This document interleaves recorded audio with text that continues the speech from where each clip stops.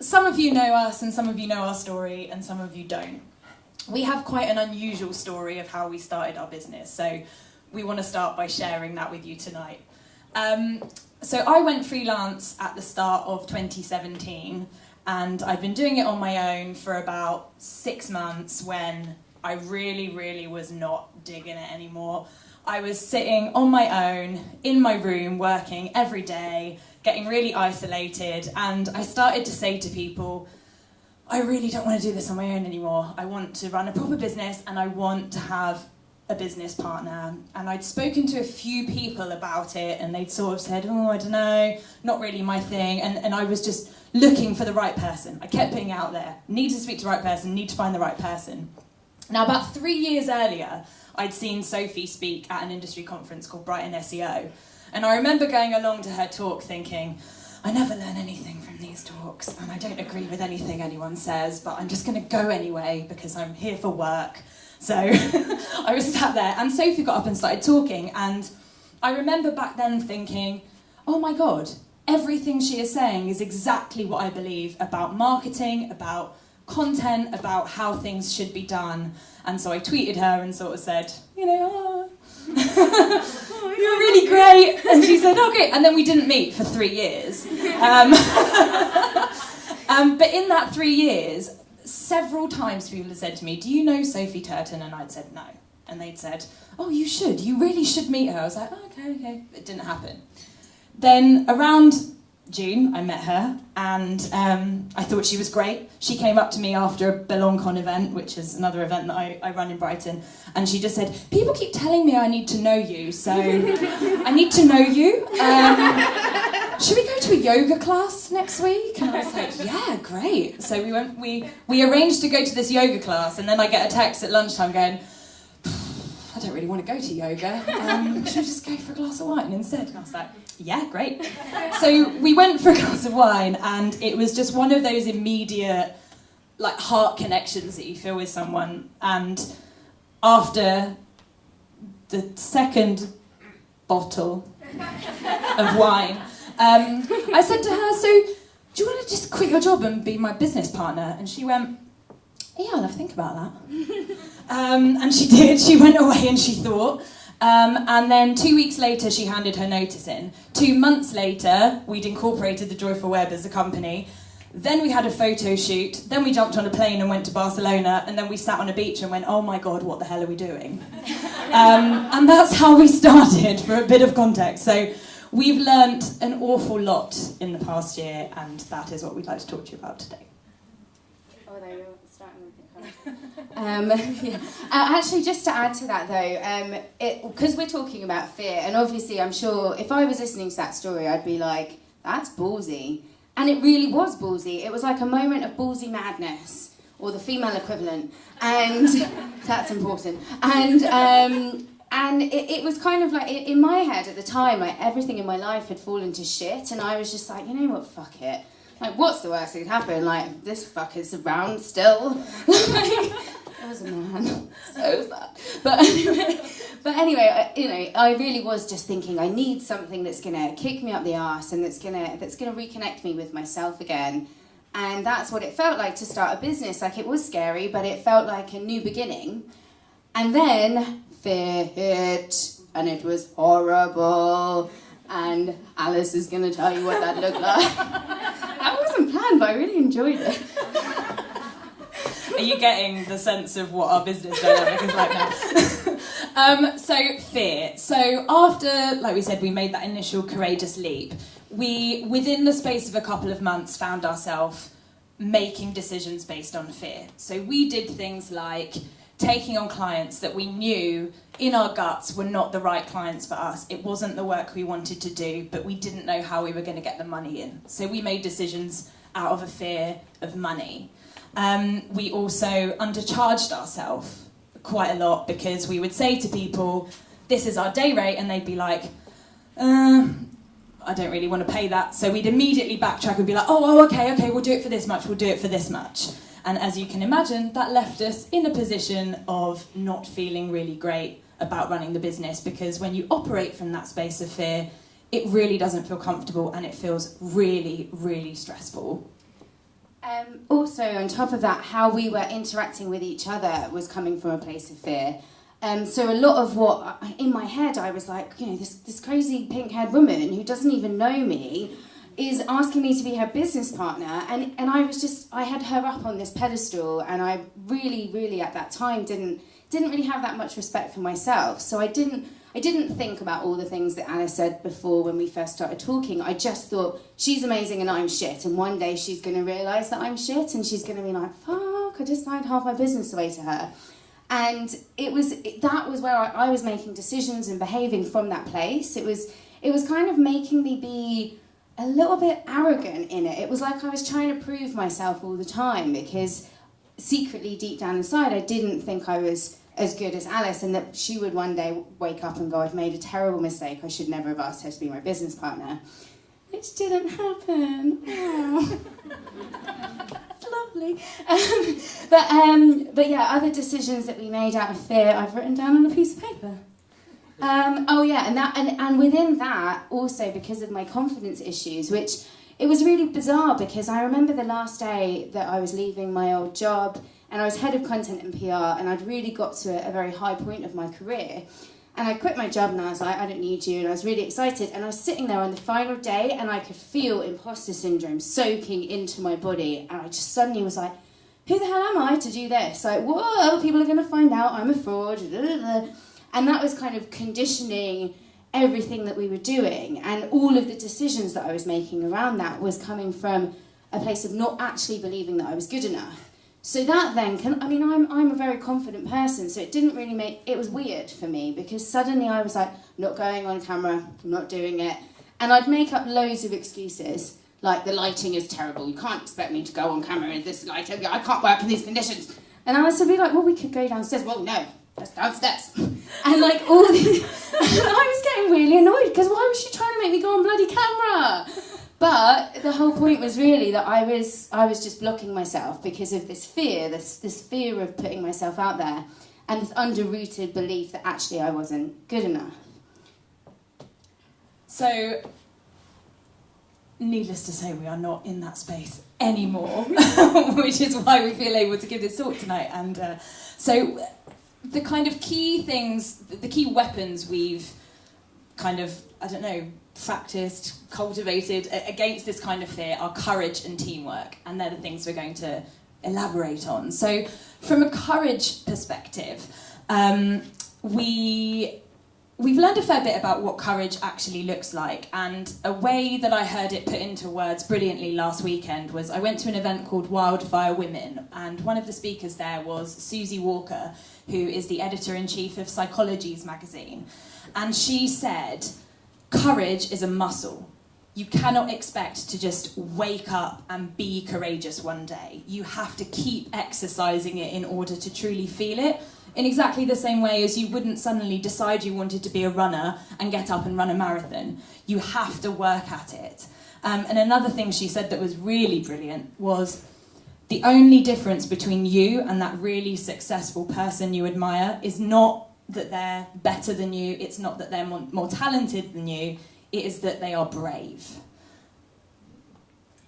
And that was something that we kind of went through this, I guess it was like this exploration together of ourselves and each other, and that was when we that took a shitload of courage, because we had to go, this is our ego, and our ego is running the show, and our ego isn't just running our business, it's running our lives, and it's making us miserable, and it's making each other miserable, because it was like, no, secretly I think I'm shit, but I'm going to make you think I think I'm great. And it's that constant, really bizarre back and forth about how you actually see yourself to how you're trying to protect yourself to make up for how you see yourself. So when we finally kind of found that secret, and we got the courage through a lot of help from our friends, cheers guys, we kind of really realised that what we needed to do was to understand each other better. And courage is cultivated much, much easier in teamwork than it is when you're trying to do it on your own. I really don't know actually if you can do it on your own, and that was something I found groundbreaking, because I've spent my whole life going, I have to do this by myself, I have to be the best. And actually when we finally admitted how we really felt, and the other one was like, oh shit, I feel like that too. And all of that mask came down, and all of that sort of barriers came down, and we could be authentic with each other and vulnerable in that space. We were able to then really go forward and like fight fear together, rather than both of us fighting fear on our own and then by accident fighting each other, which happened a lot. And so courage for us really, well for me, the biggest thing about courage is it comes from teamwork and communication in order to get to teamwork. And I think the fact that courage comes from a willingness to be vulnerable is massive, and that's something that we're big believers in. And when we were putting on that front with each other, like Sophie said, it really wasn't working. And I think what also is really courageous that both of us have overcome this year is acknowledging what we're not good at, and accepting that even though like we're running a business as a team, and that means that we don't have to be good at absolutely everything. Sophie and I, over the last couple of months, it's really clicked for us that we actually work in completely and utterly different ways, and finding that has transformed our business. So the best way I can describe it is an analogy, because it would not be a talk by Alice if it did not have some big analogy in it. So it's like when I'm presented with a blank canvas, I panic. And I look at that blank canvas and I feel really overwhelmed by everything that has to go in it. And I end up getting really, really stressed, and I don't enjoy that whole process. You give Sophie a blank canvas and she goes, great, I'm going to put this on it, and I'm going to put this on it, and I'm going to put this on it, and like let's get some feathers and some paint and some glitter and some sequins, and trust me, you need the sequins. Haven't worked it out yet, but they need to be in there. She'll kind of draw a rough outline of it, and then she'll just give it all to me, and she'll go, here you go, there's my idea. And then I can take that idea and go, right, so if we've got this, then we just fill in this bit here, and then the sequins can go here, very important, then the glitter, and then the feathers, and da-da-da. And that is how the final composition looks, thank you. And then I can kind of turn around and go, ta-da, here it is. And that is true teamwork. I don't have to prove to her that I'm good at what she's good at, and she doesn't have to prove to me that she's good at what I'm good at. We know what we enjoy, and we know how best we work. And that was a revelation to us, because we were subconsciously competing with each other and trying to be good at all of the things that each of the other one was good at, and it really, really didn't work. And knowing each other in that way and being able to lean on each other in that way has just been fantastic. Yeah, absolutely. And I think also in the knowing of each other, different strengths that we both have mean that one or the other of us is generally not having a crisis when the other one is having a crisis, which is really helpful, because if we're both having a crisis at the same time, don't really know, yeah, the world might end. But one example of that, and again to come back to what we learnt about courage and the courage to walk away from things that aren't right for you, is Alice was getting quite stressed out about one of our clients that neither of us were enjoying the work, but like it was really, really bothering her. So I knew the best way to do that was to kind of give her some kind of a metaphor. Took her down to the sea edge, and I was like, you are as inconsequential as a grain of sand. She was like, cheers, mate. But I was like, this doesn't matter. None of this matters. What matters is your happiness. What matters is our happiness. Money isn't the most important thing. What do you want to do about it? And I know now that that's a good way to approach her, rather than get stressed about it and go, well, is actually to go, okay, well, what do you want to do about it? And then listen to the answer, and actually do something and be in action with that. So that then brings us to the final part of our talk, which is the lessons that we have learned about fear. Put your hand up if you've ever been scared. Wow. Because fear is the most human of emotions, and it really, thank you, fear, because you're here to help us and you're here to save us. And, you know, back in the day when we were foraging and, you know, not Effie type foraging, but like foraging for your life, and like hunter and gathering, and, you know, a rustle in the bushes could have been life or death. So we needed to have that fight or flight or freeze response, because, you know, it was obviously really important for our survival. And we've carried that with us into our daily lives now in modern times when we don't have those threats. And we respond to literally everything, most of the time, it's things that don't even exist, as if we're literally about to get mauled by like a saber-toothed tiger. And we're like, oh God, no, all the time. And actually, like, what I've really learned is that fear is there to serve us, but on the whole, it doesn't serve us. So now I kind of think to myself, okay, well, this is my biological response. Great, being a human, but also, thank you very much, but you're not actually that helpful. So I'm just like, thanks, mate. Just, yeah, shush now. And then I kind of go forward with it anyway. But then obviously there's those times when you've got something niggling at you and it's just not right. And that's another thing that we've learned about fear, is to differentiate between fear and your instinct, and when your gut is saying, no, this just isn't the right thing for you. And that's a big thing with running a business as well, because sometimes we'll have a situation which we might worry that we're just standing in our own way because of fear, but actually it really isn't the right thing for us. And that's why when we can work together on that and really kind of ask the right questions and think into or feel into our responses, that then leads us to something that generally, if not always, we're usually right about it. And that's then knowing whether that's fear or whether that's, your gut instinct. I found to conquer my fear when I'm feeling it is a really, really simple linguistic distinction. And that is, every time you are about to say, I am scared, but, you replace the word but with the word and.